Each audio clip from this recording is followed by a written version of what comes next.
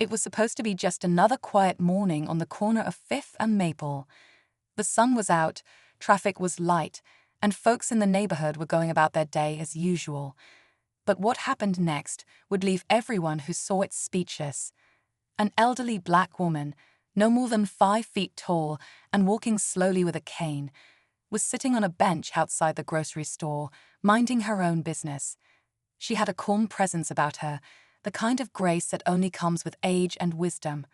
Then, out of nowhere, a young police officer pulled up, got out of his car, and did something no one could understand. He poured water on her.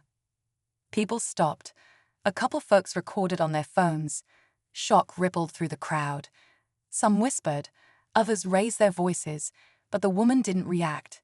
She didn't yell or cry. She just looked at him with an expression that wasn't anger, but something deeper. And that's when the shift began. At first, the officer was smug, brushing off the concerned bystanders. He thought he had power, authority. But then the woman said her name, just her name, and in an instant, his entire face changed. His confidence cracked. His voice shook. And before anyone could process what was happening, he dropped to his knees, right there on the sidewalk, begging, pleading. People were stunned. Who was this woman? What was it about her name that could cause such a dramatic turn? This wasn't just guilt or fear. This was something else entirely. Some said it looked like he had seen a ghost. Others thought maybe he recognized her from a past he wished to forget. Whatever it was, the air grew still. Everyone could feel it. Something important had just been revealed, and nothing would be the same again. What had started as a moment of disrespect was turning into a story no one could walk away from. But who exactly was this woman? And why did her name bring a grown man to his knees? Stick around, because this story is just getting started. The crowd around them was frozen, phones still recording, eyes locked on the strange scene unfolding.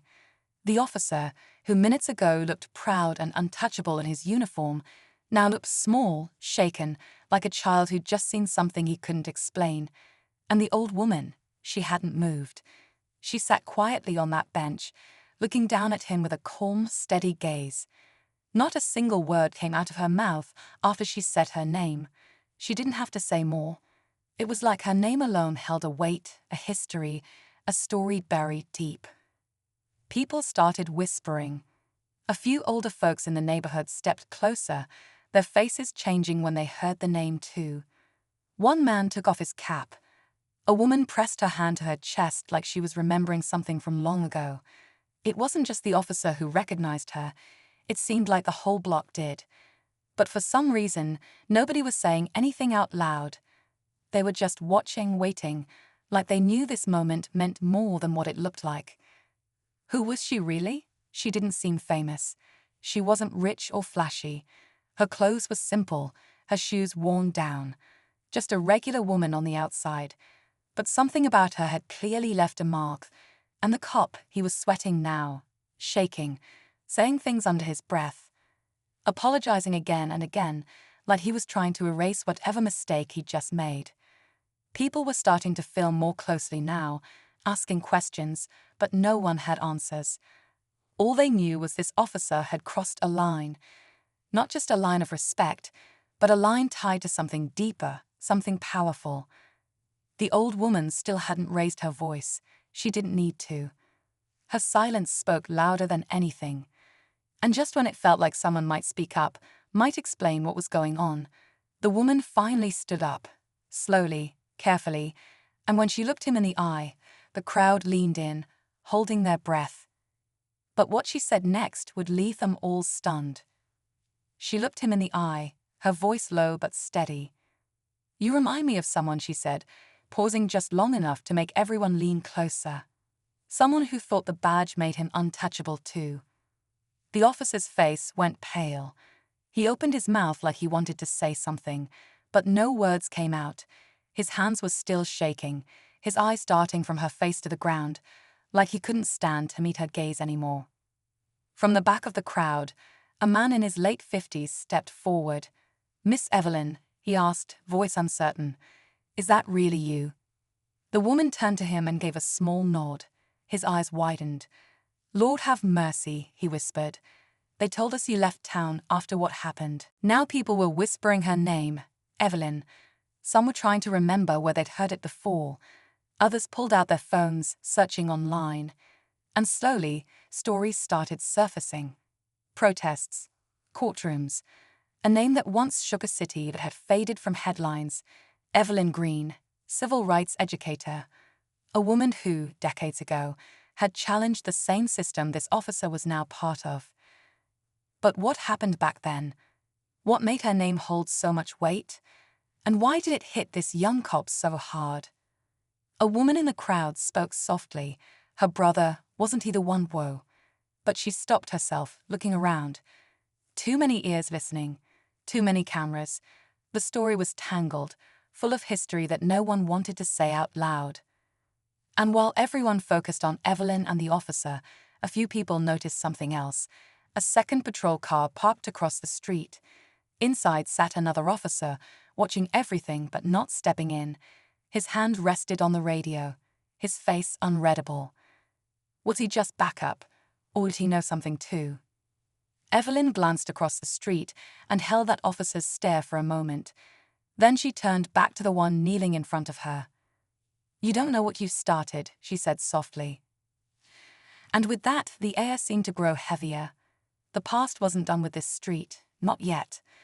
The younger officer was still on his knees, his breathing uneven, like he couldn't catch his thoughts fast enough. The name Evelyn Green hung in the air like a storm cloud, thick, heavy, and full of things unsaid. The older folks in the crowd remembered. They didn't say it outright, but you could see it in their eyes. The tension wasn't just about what had happened today, it was about everything that came before. And now it was all bubbling back up. More people started gathering. Word was spreading fast. Someone whispered that a news van had just parked 2 blocks down. The second cop in the patrol car still hadn't moved, still watching from across the street like he was waiting for something. Evelyn glanced at him again, her face unreadable. The crowd shifted, murmurs turning to questions. Why wasn't he stepping in? What was he afraid of? The young officer suddenly spoke, barely above a whisper. "I didn't know.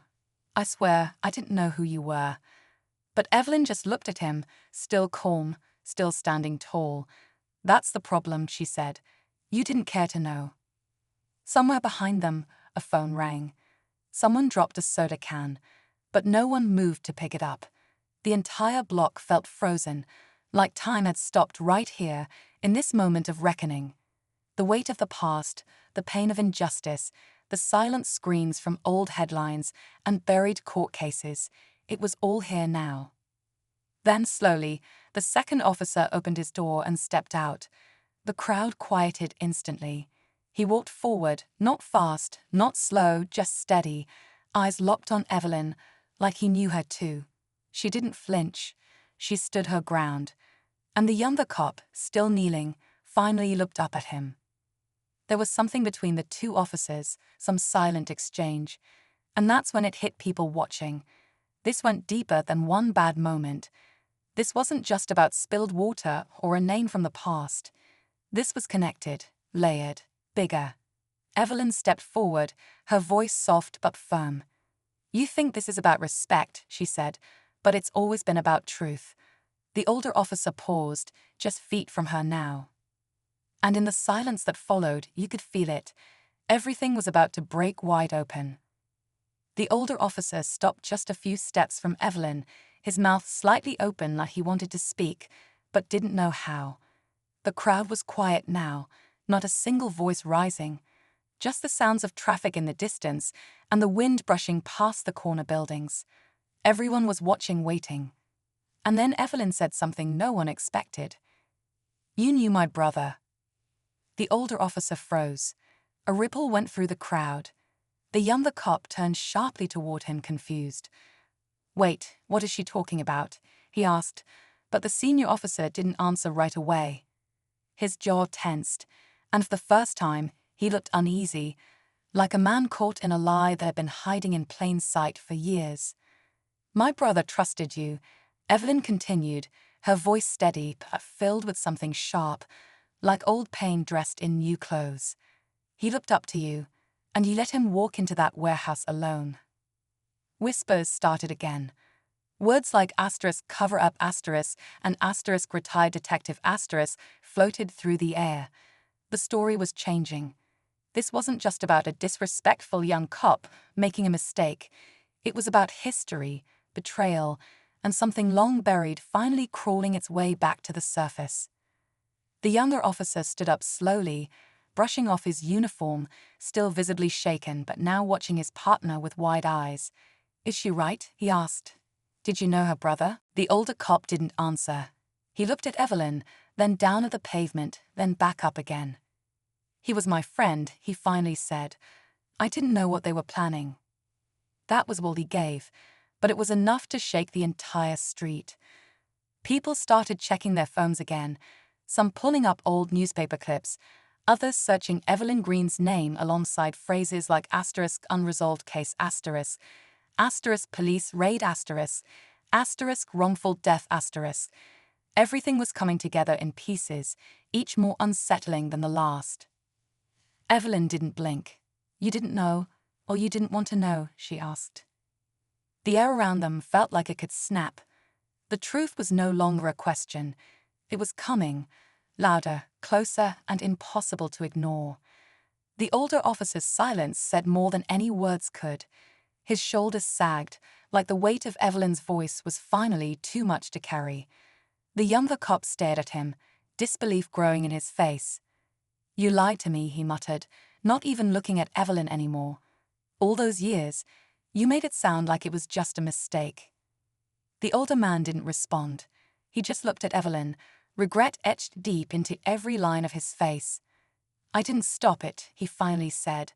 "I was scared. I thought if I kept quiet, it would blow over." His voice cracked, just enough for people to hear the shame in it. "But it didn't, and I carried that guilt every day." Evelyn stood still, her eyes locked on his. "You didn't just stay quiet," she said. "You helped write the report. You helped bury the truth." Gasps rippled through the crowd. Someone in the back whispered, "That's it. That's why no one was ever held accountable." The dots were connecting now. The warehouse, the lost life, the cover-up, and the man who had been standing in the middle of it all, pretending it never happened. Suddenly, the younger officer stepped back, almost like he was distancing himself from the man he once looked up to. "I joined the force because of you," he said, voice tight. "You told me to protect people, but you left hers to die." Just as the crowd began to buzz again, another voice cut through. This one from the news van pulling up across the street. A reporter stepped out, holding up a mic, already on a live feed. Evelyn Green just confirmed the name of the officer connected to the 1996 warehouse raid that left her brother dead. But Evelyn raised her hand and turned away from the cameras. She faced the two officers once more. "I didn't come here to destroy you," she said softly. "I came to make sure you never forget." Just as it felt like the story was ending, a black car pulled up quietly at the corner. A tall man stepped out. He looked just like Evelyn.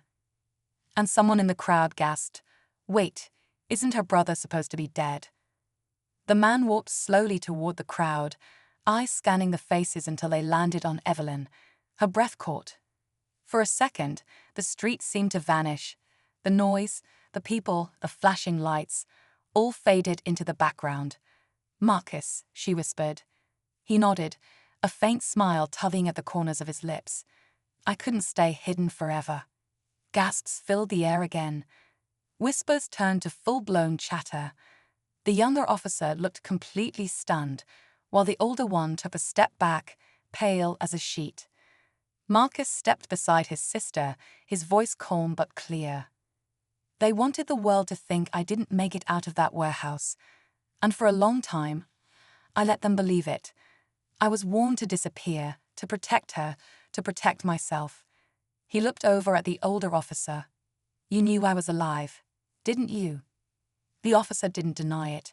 He just nodded slowly, like the truth had finally caught up with him after all these years. "I was told not to say a word, I was afraid. Evelyn exhaled, the tension finally softening in her shoulders. The truth had taken nearly 3 decades to come out. But it was out now, in front of cameras, crowds, and cops alike. The lie had been buried deep, but not deep enough to stay hidden forever. The younger officer turned to Evelyn. "I'm sorry for what I did today. I was wrong." She nodded, not with forgiveness just yet, but with something that looked like understanding. As the crowd slowly began to part, Evelyn and Marcus walked down the block together, past the stunned faces and flashing cameras.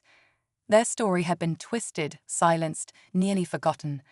But now it was finally theirs again. And for the first time in years, the truth was louder than the silence.